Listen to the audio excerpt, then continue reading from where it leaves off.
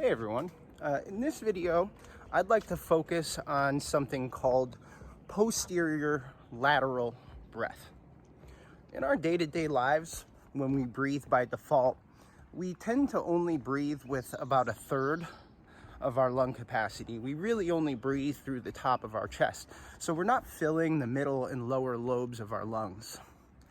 With posterior lateral breathing, that is, breathing through the side body and the back, the ribs, we're better recruiting our diaphragm and other associated breathing muscles. We're also allowing our rib cage to articulate more fully so that we can take deeper, fuller breaths. This confers remarkable benefits not only for our overall health and well-being, but also for our mobility. Because if the rib cage can articulate as it was designed to, so can the spine. So posterior lateral breath is actually a foundational aspect to good function and good health. So I'm gonna make my way on over to the studio. I'm gonna get myself set up and we'll see you in just a second.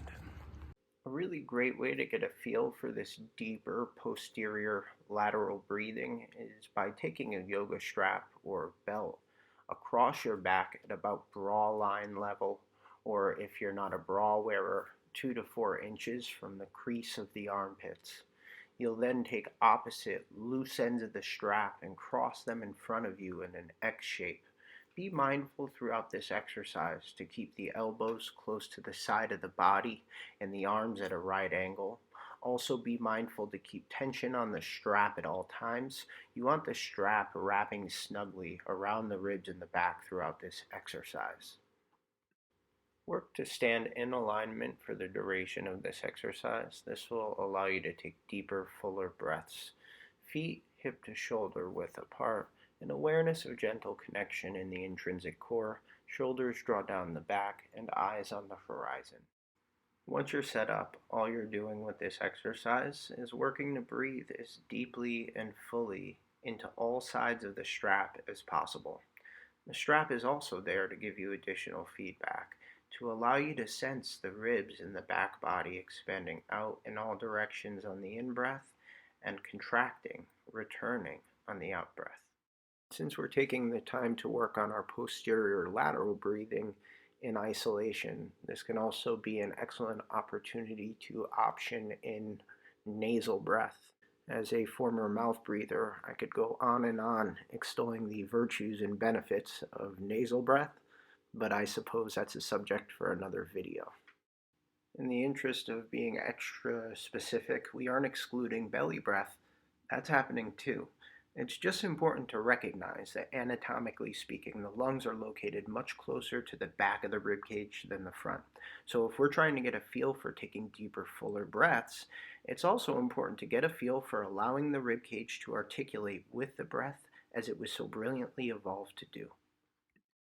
Okay, I'm about to turn the sound back on in the video and put the mute on myself so that you can see and hear me breathing. But before I do that, I just want to reiterate and redirect your attention to how the breath is all happening in the rib cage, the side body, the back, and the belly.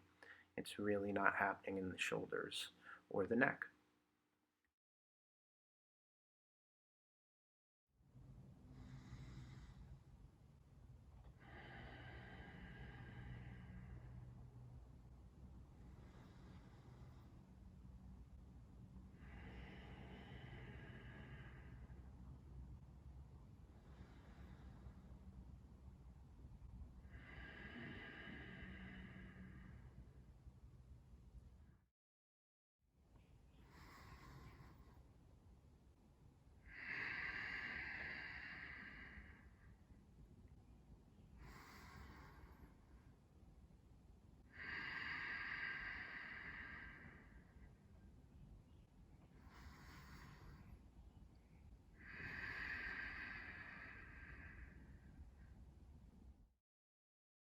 All right, so we're back in my room, and I just want to wrap this video up with a couple of final thoughts.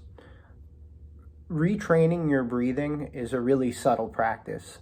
So if at first you're not feeling the rib cage articulate, or if you're not feeling this deep breath directed toward the back of the body, don't get discouraged. Just stay the course. Posterior lateral breathing is a subtle practice, and because of that, it does require consistency, like all subtle practices do.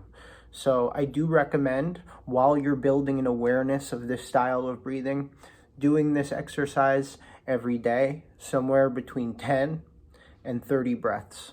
I recommend doing this exercise on its own at first so you can build the awareness, and then once you've built the awareness, then fold it into your other physical practices or your meditation practice. Retraining myself on how to bring posterior lateral breathing into my practices has done wonders for my thoracic spinal mobility, and it's also done wonders for my lung capacity, and it can do the same for you if you're consistent. So thanks for watching this video. I hope you found it informative, and I'll see you next time.